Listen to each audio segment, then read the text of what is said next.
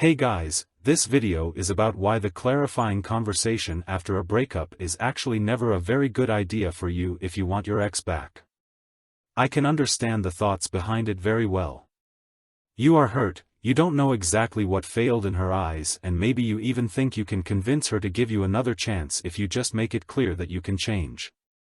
In your eyes it is your right, after all the time you have invested in the relationship, all the beautiful moments you have given each other and all the promises she has also made to you. You should realize that right after a breakup, when your ex is in the stage of relief to have it over with, is not a moment to expect honest, open and positive responses towards you. You are facing each other in opposite positions, and in the worst case you think you have to defend them. This is the moment when things can get really bad for you. Yes, for you. The ex doesn't care anymore, and her position is that this relationship is over because she doesn't feel for you what she used to feel, her attraction is gone, or you made a mess that was probably unforgivable for her at that moment. Her point, which she stands for, is at best to make it easy on you now and not hurt you beyond measure. But if you push her and don't respect that she wants this for you, then she will bring out other guns, and the thought behind it is usually that she will put the relationship into perspective so you won't think of it in such a good light anymore and leave her alone with it. These are all things that you know deep down. Just like you should know somewhere why the relationship itself failed. If the ex says such things in front of you, you will only become more desperate. The behavior that follows this desperation, you should protect both you and her from it. Because it is unattractive and stands in your way. So much for now about what can happen in the worst case. What can happen in the best case? What do you imagine will happen when you meet and talk to her after you've had maybe a week and she's ready to answer you?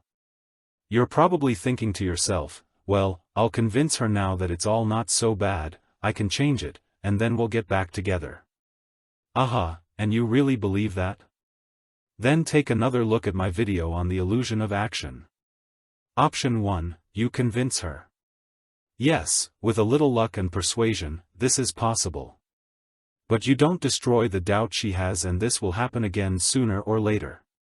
Besides, it has probably been going on inside her for a while, and she would have to act against her feelings to give you this chance. Women usually don't do that, and that's a good thing. Maybe not good for you at the moment, but that's why I'm telling you all this. If you can make her feel something for you again over time, the relationship can work again in the long run. But you have a huge hurdle to overcome with her. Namely, that she has decided to break up with you and that you now want to do something about it. But in what way do you do that? You give her all the power over you by saying that you will change for her. That's where the phrase resonates in the background, and if it's not enough for you, you can always let me down. As I said earlier, you are sinking even lower in their esteem by not standing up for yourself. You may not care about that right now. I know how the breakup feels to you. But self-respect and standing up for yourself in front of her makes you attractive. Any action to the contrary makes you less attractive, and she will remember that later when she thinks back on you. You think you can change everything if only you could talk to her face to face. What do you think you can tell her that you haven't already written or that she doesn't already know? Women are very forgiving when they see action. The action always beats what you say, and even with them you have to pay more attention to their reactions and actions than to what they tell you. But now, to hit her again with everything, to show her your weak point of view and that you still want to work on everything. Everything just for her. You know, it would be something different if you would say, it's up to you if you want to work on the relationship with me. Or if you said, I want to do everything to make you stay with me. They know and understand your grief and pain. A large percentage of women also feel guilty for doing this to you because they had to do it internally for themselves. That doesn't make them any less guilty, and no man can just cut his ties unless he or she has some serious mental disorder. However, very few people do, and it is unlikely that your ex is one of them. Therefore, keep one thing in mind before you decide for or against such a conversation: your ex still feels something for you. Maybe not necessarily love with butterflies in your stomach. But a strong connection, and your happiness is close to her heart. less than her own. That is also healthy. That's how it should be for you, too. She will never admit to you that this is the case, and everything you try to squeeze out of her now will only ensure that you hear the opposite. But only you can weaken this connection now by showing her that you depend on her, humiliate yourself in front of her, and neither accept nor respect the separation. This conversation will not lead to anything sustainable and has such a high chance of harming you in the long run, both with her and you psychologically. Do not do this to yourselves. You can't expect the situation to get better. In the best case, you will get a chance to perform your little line for the introduction of no contact and show strength after she tells you what she thinks the problem was. So you can say, "I love you, don't want the breakup, but respect your decision. If you change your mind, feel free to contact me. I wish you all the best." But you have to have that strength first to get that across properly.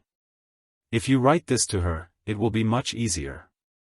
By the way, if she really, honestly answers you what she thinks the problem was, that doesn't mean that it was really the problem. I, for my part, have found with my last separation in retrospect more and more little things that led to it. Some of which didn't even have anything to do with me. But also many things that I could work on. And here I think you can do a lot, if you pick out the one big point where it was and just start to work on yourself. If you read a little bit on the side about bonding and attraction between men and women and then address little things that become apparent over time. You don't need her opinion to do that. It's just as clouded as yours after the breakup. After all, maybe they even had to put you in a worse light than you deserved in order to get away from you. However, don't worry about them being able to keep you in that light. Time is working emotionally in them for you. If you approach your, now only, job and fulfill your goals and tasks in no contact, for which I can stand. Take care, and until the next video.